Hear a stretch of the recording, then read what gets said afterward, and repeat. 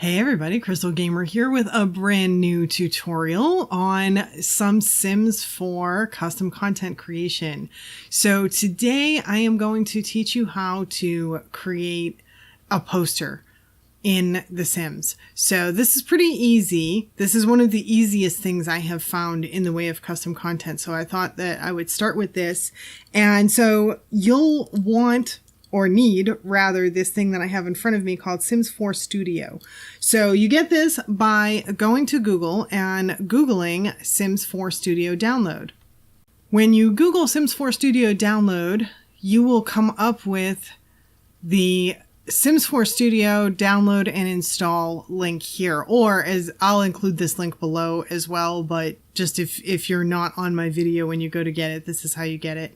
So you can click that there and it'll take you to a page that looks like this. Now you do need to register for this if you're going to use it, and that's a pretty quick process. But once you register, you can go in here and you go into this downloading the Sims 4 Studio link. It's got the information that you need here, and whether you have the Windows version or the Mac version, obviously you click the appropriate download for whichever version you have, and it gives you, I just hit the back button, sorry, it gives you the installing and running the Sims 4 Studio instructions here. So you have all of the instructions for the downloader here, so I'm not going to go over that on video because it would be a bit redundant. So yeah, this is your main area that you want to go to and just look at this and download the Sims 4 Studio. So once you have the Sims 4 Studio on your computer, you open it up, and we're going to do a poster today. So that's an object recolor versus a build or cast animation. I haven't gotten into it all myself, but so we're doing object today. So we're going to do a standalone recolor of an existing object. So I'm going to click on this object, and what we're going to see is a whole bunch of Sims objects come up. Now, if you want whatever you change to be base game, you would go to Game Pack here and click base game. A lot of people like to do base game stuff so that everyone can use it. So we'll go with that today. And I think that I'm going to search on, I'm going to try art real quick and see what comes up. And see if, oh, good. I was actually hoping for this poster. There are a few different base game posters, but I want this one because it works well with the art that I'm going to work with today. So this is the one that I want. You can choose whatever, artwork you want or whatnot. If you're working with things that have glass, it's a little bit different, but not too much. The posters definitely are probably the easiest way to go. But so anyway, I am going to click on this and click next. And then it is going to prompt me for a name. And so I'm creating dragon posters today, and I name everything beginning with my KG so that if people download it, they know that they're downloading something by Crystal Gamer. So a lot of people will use initials or an abbreviation of their name, or sometimes their whole name, depending if you want to type a lot. I prefer to shorten my stuff to KG pretty much whenever I can. So I'm just going to call this KG, dash, what will I call it? Dragon poster is what I'll go with.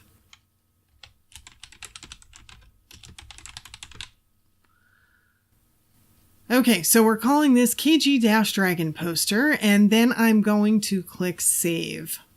So now it's made my initial package file. Okay, so once it's come up, our package file is made, our initial package file is made, but what we're looking at here is we're looking at the original object. So I can click on these and we can see the different colors of the original object. These are the swatches that are up in this area here. So you can see all of the different colors of the original object. In this case, we don't actually care because we're going to completely cover this poster. So these are completely irrelevant. Now you'll notice we can see the object in this screen. Now this screen, when you first get a hold of this, in my opinion, it's sort of hard to work with. It's a 3D element. If you're not used to working with 3D, it's kind of difficult to work with. So if I hold the left mouse button and move around, nothing happens. If I hold the right mouse button and move back and forth, we can see my my object here move from side to side so we can see that. If I hold my scroll wheel down, I can go up and down like so. So I can turn this around and see the back of this object, and I can move it up and down with my scroll wheel. So I'm turning using the right mouse button, and I can move it anywhere on the screen using the scroll wheel. And all I'm doing is holding down the scroll wheel. I'm not moving in or out with the scroll wheel. In or out with the scroll wheel either enlarges or makes it smaller. So this is probably going to take some getting used to for you when you first start this. And if by chance you happen to open this up and you can't see anything, my advice would be to scroll out with the wheel, because maybe the thing, I've had it happen before where it's kind of, I don't know, off in some area, something where I couldn't see anything. And I've had that happen. And so I just scroll out and then you can find it again. So in case you lose your little 3D object, just scroll out so that you can find it again. But yeah, just keep in mind, it's probably going to take you a little while to get used to maneuvering in here. It is a little bit awkward. So, okay, so we have this first part, which is obviously our catalog entry. This is our name of it, and the text down here. You can change this if you want or not, and same thing with the price. Then we have the texture category over here, and we can see our swatch thumbnail. So that matches this swatch up here. If I go to the next one, you're going to see it matches all the way through. So that's our swatch thumbnail. And next after this, we can pretty much skip meshes. You're not going to be working with any meshes for this.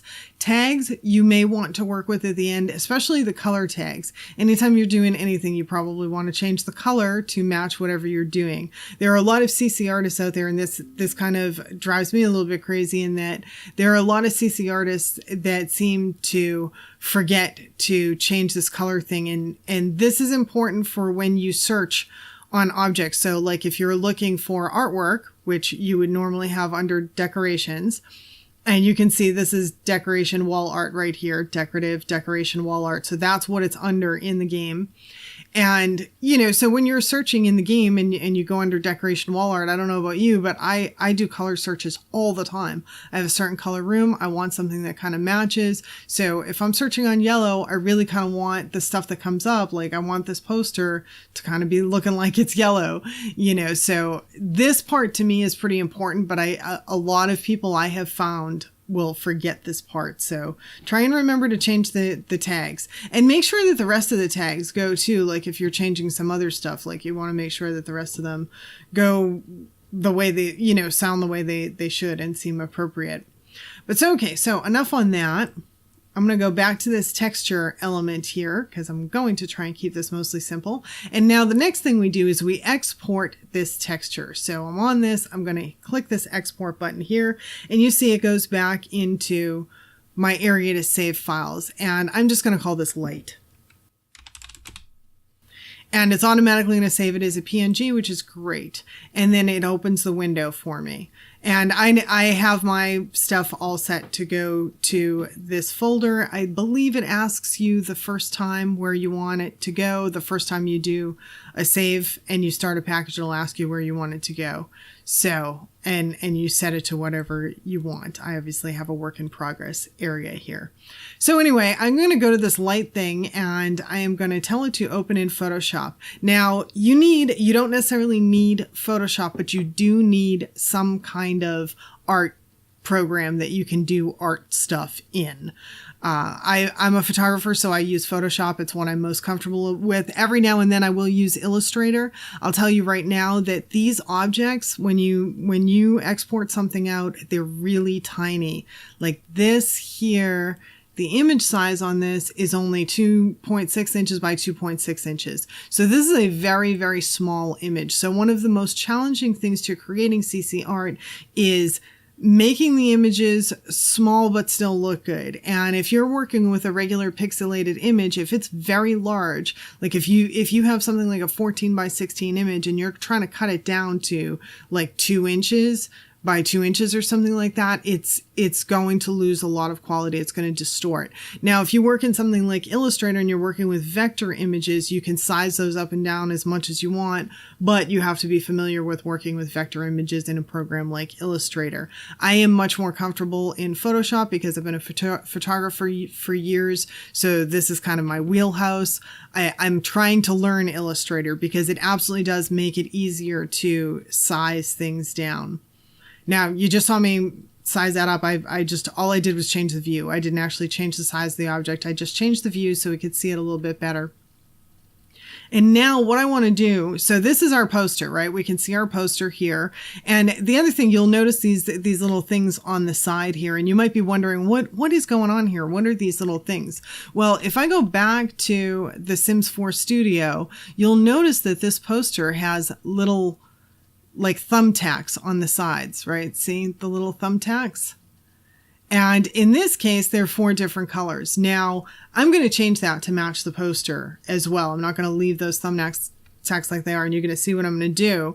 I'm going to kind of do a little bit of a cheater method to change it, but the artwork that I'm going to use is right here. I'm going to use this image, and so I've already done what I wanted to do to this image to make it what I want. So I'm going to copy this image, and I'm going to paste it over into this artwork here. So in almost all cases, the image is going to be way bigger than your actual CC art that you're dealing with. So that's the case here. Fortunately, I'm dealing with a fairly small image, so I won't lose too much quality on the downsize procedure, but I am going to downsize this a bit. Probably to right here, because I'm pretty much going to cover this entire poster. I'm not looking to have a frame or anything like that at the moment. So for right now, I'm going to cover the whole poster. I'm going to go about right here. But so I have the dragon over this now as well, right? So there it is. We can see it. It's over, but obviously it's over too much. It's covering the entire area. So I need to kind of take some of this out. I need to take this area out in particular. So what I'm going to do with this is I'm going to take my little rectangular marquee, and some of this is definitely going to depend on you knowing how to use whatever art program that you're working with. So I'm going to select this area here, and I'm going to create I take that back. I'm going to deselect it first, create a mask there. I'm going to get rid of that chain so that it doesn't connect and it doesn't delete part of my dragon. And then I'm going to select this here, and I need to put my eye on so that I can see it. Make sure I'm on black, get over here, and now I am just going to quickly block that out. Okay, so now that area is free, but I want actually the pins to be covered with the dragon color. So I'm going to select the pins like so, and then I'm going to put some white. And what I'm doing here, for anyone that is not familiar with Photoshop or Adobe products, what this layer here is, what this white thing here is this is a mask. And when I put black, and I'm just going to click Alt and then click the mask so that we can see it, the areas of black are blocked so that they show what's underneath. So when we click back, you can see they're showing what's underneath, right? So this is underneath, and this is over, but the black blocks out the parts of the dragon. Now, I took that little chain off so that I can freely move the dragon around as much as I want. I can size it, do whatever. If the chain is on, it's going to delete the parts of the dragon. And I thought I might want to move it over, and I do. I think right about here is good for that. Okay, so after I've moved the image to a place where I feel satisfied with it, I am going to then crop it, because if I click on this, you can see this perimeter area here. If that exists, it'll throw the whole thing off when you import it into Sims 4 Studio. So you can't have all of this overlap because it will throw off the image. So I'm going to tell it to crop, and I'm going to make sure that I have it set to delete crop pixels up here. And I'm going to say, yes, go crop. Delete crop pixels, and There we go. I wanted that checkbox to come up. I was hitting enter and it wasn't working. I don't know why. But nonetheless, okay, so now it is cropped and now we can export it. So I'm going to export and it's going to say quick export as PNG. And by the way, that was file, export, quick export as PNG. And now in here, you just designate a name. I'm just going to call this dragon. And I'm going to tell it to save. Now I'm going to go back to Sims 4 Studio, and in here, I'm going to tell it to add a swatch. In this case, it doesn't really matter which swatch, and actually I could probably override. I just have a tendency to do it this way for my tests. But so I have the swatch added, and that's fine. And now I'm going to tell it to import, and I'm going to say import the dragon and say okay. And there we go. There's our dragon. He's in here. And he's a great little poster. And you can see he's got his own little pins there. And they're kind of in the purple realm of color. Like they sort of match him. And the reason is because these are where the pins are. So I just covered them with that. So it's kind of like a cheater way. So that color just goes over the pins. And that's it. And so that's how we make a dragon poster or whatever artwork you have. You can use whatever artwork you want, obviously. And then, you know, if you want to do multiple colors or whatever you want to do with it, you know, you can finagle it from there. But basically, this is how you get some Sims 4 art. And actually, let me remove all these other swatches. I'm going to remove them all. And I took that one out, which is fine. I can just re-import it real quick. So import dragon, there we go.